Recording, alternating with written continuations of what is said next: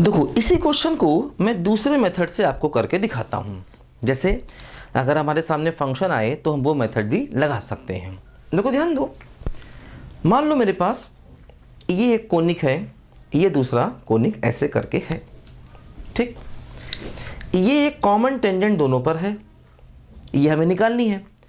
अब देखो ऐसा ना, जैसे हो सकता है कॉमन टेंजेंट ना हो, जैसे ऐसा भी पॉसिबल है कि दोनों कर्व पर कोई कॉमन टेंजेंट पॉसिबल भी ना हो, वो भी इसी मेथड से सामने आ जाएगी बात निकल के। देखो जैसे हमने देखा था अभी बीटा की वैल्यू निकल आई थी, अगर कोई टेंजेंट कॉमन नहीं होती तो बीटा की वैल्यू इमेजिनरी आ जाती है ना। जैसे हमने पिछले क्वेश्चन में देखा था कि एक कॉमन वैल्यू बीटा की आ गई थी, मतलब बीटा की एक वैल्यू आ गई थी। अब मान लो इक्वेशन ऐसी बने कि बीटा की वैल्यू निकल ही ना पाए, तो इसका मतलब हम कह सकते हैं कि उस केस में कोई कॉमन टेंजेंट बन ही नहीं पाएगी। देखो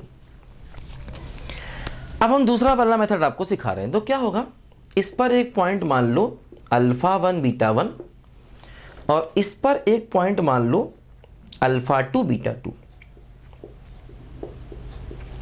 ठीक। देखो एक काम करो, ये अल्फा 1 बीटा 1 मान लो इस फंक्शन पर है तो सेटिस्फाई करेगा, तो बीटा 1 बराबर बीटा 1 स्क्वायर बराबर 4 अल्फा 1, ठीक। तो अल्फा 1 बराबर क्या हो गया, बीटा 1 स्क्वायर बाई 4। तो देखो पी पॉइंट क्या हो गया, beta 1 square by 4 comma beta 1, देखो ये पी पॉइंट हो गया। अल्फा 1 बीटा 1 देखो इस पर है, सेटिस्फाई करेगा देखो इसको ये, ठीक। तो अल्फा 1 की वैल्यू निकाल ली, ठीक है। अच्छा इसी प्रकार देखो ये पॉइंट इस पर है,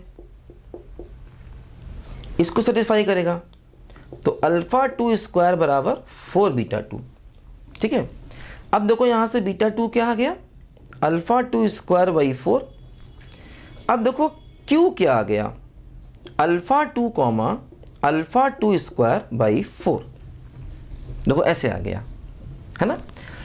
ये फंक्शन इसको सेटिस्फाई करा दिया, तो देखो ये इसका एक तरीके से पैरामीट्रिक पॉइंट आ गया, ये फंक्शन इसको सेटिस्फाई कर दिया, एक तरीके से ये इसका पैरामीट्रिक पॉइंट देखो यहाँ पर आ गया है ना। बीटा 2 की वैल्यू देखो हमने निकाल दी। अब देखो हम क्या करेंगे, इस फंक्शन की टेंजेंट p पर निकालेंगे, तो क्या होगा, ये फंक्शन है y स्क्वायर बराबर 4x, इसकी टेंजेंट निकालेंगे p पॉइंट पर, है ना। Equation of tangent at p क्या है, देखो ये है ना। इसकी हम टेंजेंट निकालेंगे p पॉइंट पर। कैसे निकालेंगे तरीका देखो, वही क्या, y इंटू y1 बराबर 2, और 2x का मतलब हो गया x प्लस x1, ऐसा हो गया देखो, है ना। y स्क्वायर को लिखेंगे y1, 2 बाहर है, 2x को लिखेंगे x प्लस x1, ठीक है। देखो ध्यान दो, इसको ऐसे लिखें 2x माइनस वाई बीटा 1 और प्लस का बीटा 1 स्क्वायर बाई 2, देखो ये हमारी एक टेंजेंट की इक्वेशन आ गई है ना। 2x minus Y beta 1। अच्छा इसी प्रकार देखो ये दूसरा फंक्शन है x square equal to 4y, इसमें निकालेंगे देखो equation of tangent at Q point, देखो क्यू पॉइंट ये है ना। क्यू पॉइंट पर देखो दूसरे की टेंजेंट निकालेंगे, ठीक है। देखो ध्यान दो,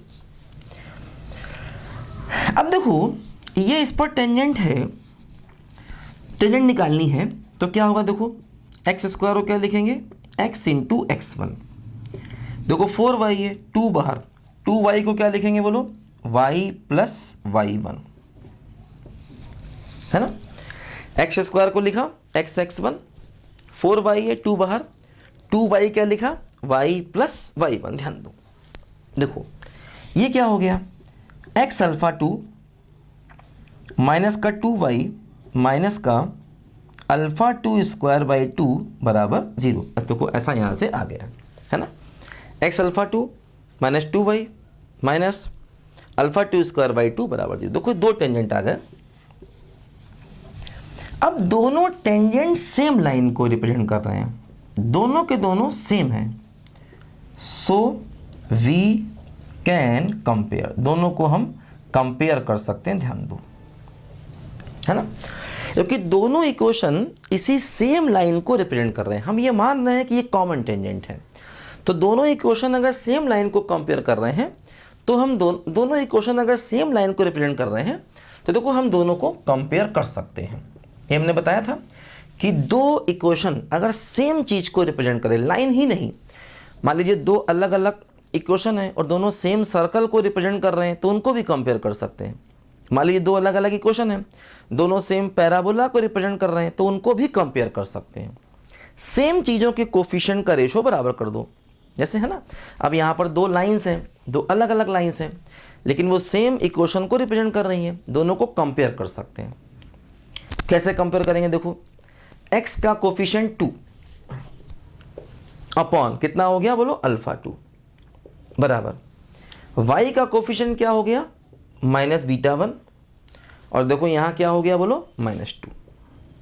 ठीक, कांस्टेंट टर्म देखो क्या हो गया, बीटा 1 का स्क्वायर अपॉन बीटा 1 का स्क्वायर बाई 2, देखो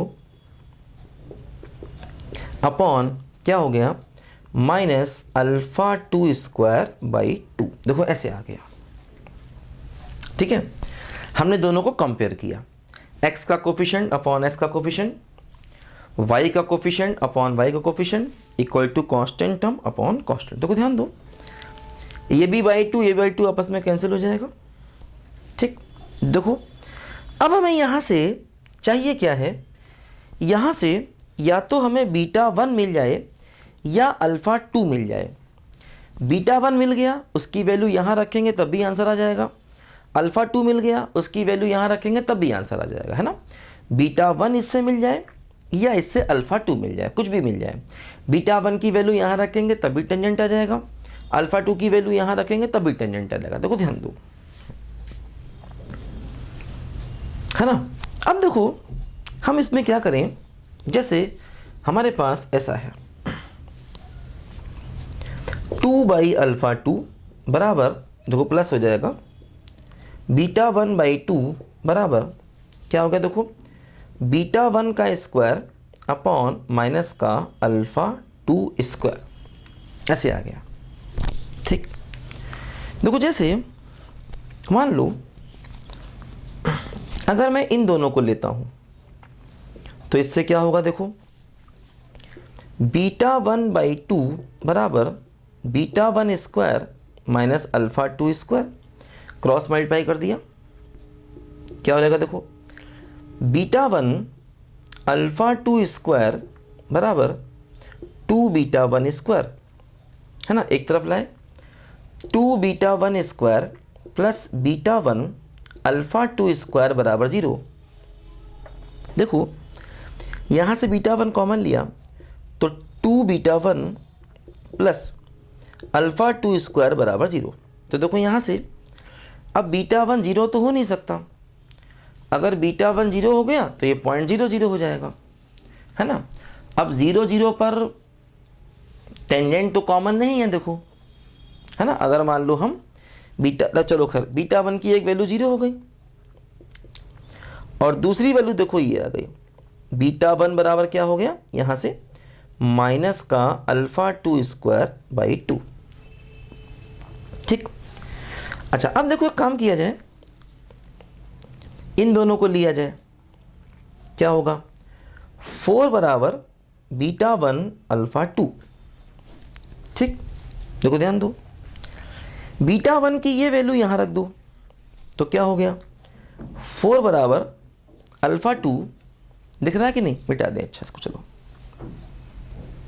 है ना, ये तो क्लियर है ना, चलो इसको मिटा दें, ज़्यादा नीचे हो गया ना। देखो ध्यान दो, इन दोनों को लिया, फर्स्ट सेकंड को दो, क्या हुआ, फर्स्ट सेकंड को लिया, क्या बोलो, 2 बाई अल्फा 2 बराबर बीटा 1 बाई 2। देखो क्या हुआ, 4 बराबर अल्फा 2 बीटा 1। ठीक, देखो बीटा 1 की ये वैल्यू यहाँ रखो तो 4 बराबर दो, क्या हुआ, alpha 2 into minus alpha two square by two. देखो अल्फ़ा टू क्यूब बराबर -8, तो अल्फ़ा टू कितना आ गया, -2 आ गया, है ना। देखो अब जैसे ये अल्फ़ा टू की वैल्यू अगर हम इस इक्वेशन में रख दें, देखो क्या होगा, क्या होगा। देखो अल्फ़ा टू बराबर -2 रखो तो -2x -2y और माइनस का 4/2 यानी कि 2 बराबर 0, -2 हटा दिया तो x + y + 1 बराबर 0। देखो यही अपना कॉमन टेंजेंट की इक्वेशन का आंसर आ गया। अब देखो थोड़ा ये मेथड टफ पड़ गया, थोड़ी कैलकुलेशन बढ़ गई, लेकिन फिर भी देखो आंसर वही आ गया, है ना। अब देखो जैसे हमने क्या किया, यहाँ से अल्फ़ा टू निकाला। अब देखो जो समस्या ये थी कि β1 0 यहाँ पर सही नहीं था। जो β1 की देखो वैल्यू 0 आई है, वो वैल्यू एक्चुअली सही वैल्यू नहीं है। दिख नहीं रहा क्या, बोलो दिख रहा है कि नहीं। एक सेकंड रुकना, देखो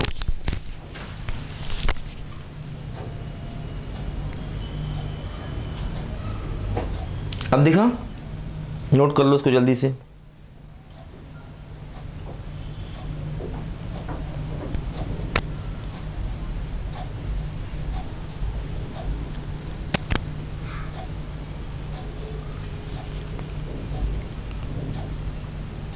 ठीक है, तो देखो β1 की जो वैल्यू आई है वो सही वैल्यू नहीं है, क्योंकि β1 अगर 0 ले लेंगे तो ये p.0 हो जाएगा, और हमने देखा 0 0 हो जाएगा मतलब, और हमने देखा ओरिजिन पर कॉमन टेंजेंट नहीं है। डायग्राम से दिख रहा था कि दोनों पैराबोला ड्रॉ करें तो ओरिजिन पर हमको कॉमन टेंजेंट नहीं मिल सकती, है ना, क्योंकि ओरिजिन पर क्या हो रहा है, दोनों कर्व काट रहे हैं। तो जब काट के जाएंगे तो आपको कॉमन टेंजेंट नहीं मिलेगी, दोनों की टेंजेंट अलग अलग। हाँ, अगर दोनों कर्व टच करके जाते तो आपको कॉमन टेंजेंट मिल जाती ये वाली, है ना।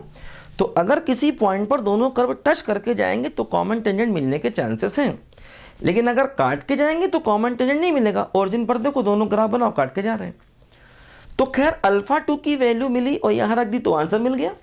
और अगर हम β1 की वैल्यू निकालते दो को लेकर के, हो सकता है β1 मिल जाता, तो β1 को यहाँ रखते तब भी यही आंसर ही आता। अगर हम β1 निकाल लें, देखो जैसे हमें अल्फ़ा टू -2 मिल गया, अब अल्फ़ा टू की वैल्यू यहाँ रख दें तो β1 भी आ जाएगा, और अगर β1 यहाँ रखेंगे तब भी सेम आंसर आएगा। देखो जैसे अल्फ़ा टू -2 यहाँ रखो, अल्फ़ा टू की वैल्यू -2 यहाँ रखो, तो β1 कितना आएगा बोलो, β1 आएगा -2। अब देखो अगर तुम β1 को -2 रख दोगे, है ना, तब भी देखो यही सेम आंसर ही आएगा, है ना। तो कुछ भी कर सकते हैं, लेकिन ये मेथड जो हमने सेकेंड टाइम में बताया, अलग अलग पॉइंट मान के दो इक्वेशन निकालना, कंपेयर करना, ये मेथड अगर कोनिक सेक्शन कोई चीज़ नहीं है, फंक्शन है या कोई और कर्व है, तो वहाँ पर ये मेथड लगाना पड़ेगा, मजबूरी में लगाना पड़ेगा, है ना। अभी हम लोग आगे चल के ऐसे बहुत सारे क्वेश्चन करेंगे, तो मैं आपको सिखा रहा हूँ क्वेश्चन करने कैसे कैसे हैं। अभी हम लोग बहुत सारे क्वेश्चन की प्रैक्टिस करेंगे टेंजेंट नॉर्मल की, क्योंकि देखो टेंजेंट नॉर्मल में हमने पूरा कोनिक सेक्शन पढ़ लिया, सर्कल पूरा पढ़ लिया, अभी कुछ और बातें बाकी पढ़ लेंगे, पैराबोला पूरा पढ़ लिया, एलिप्स हाइपरबोला पूरा पढ़ लिया, थोड़े बहुत कॉन्सेप्ट जो बाकी रह गए वो स्ट्रेट लाइंस के कुछ कॉन्सेप्ट बाकी, हालांकि वो भी बीच बीच में कवर हो रहे हैं बहुत सारे कॉन्सेप्ट अपने आप ही, है ना। तो टेंजेंट नॉर्मल की यही खूबी है, और कोनिक सेक्शन वैसे भी अपने आप में एक बहुत इंपॉर्टेंट कॉन्सेप्ट है मैथ्स में, मतलब आईआईटी में उससे अकेले ही काफ़ी आ जाता है, और आपने टेंजेंट नॉर्मल के साथ ही करीब करीब उसको पूरा खत्म कर लिया। हालांकि अभी हम लोग क्वेश्चन और भी करेंगे, ठीक है। लिखो जरा बच्चों इसको ध्यान से।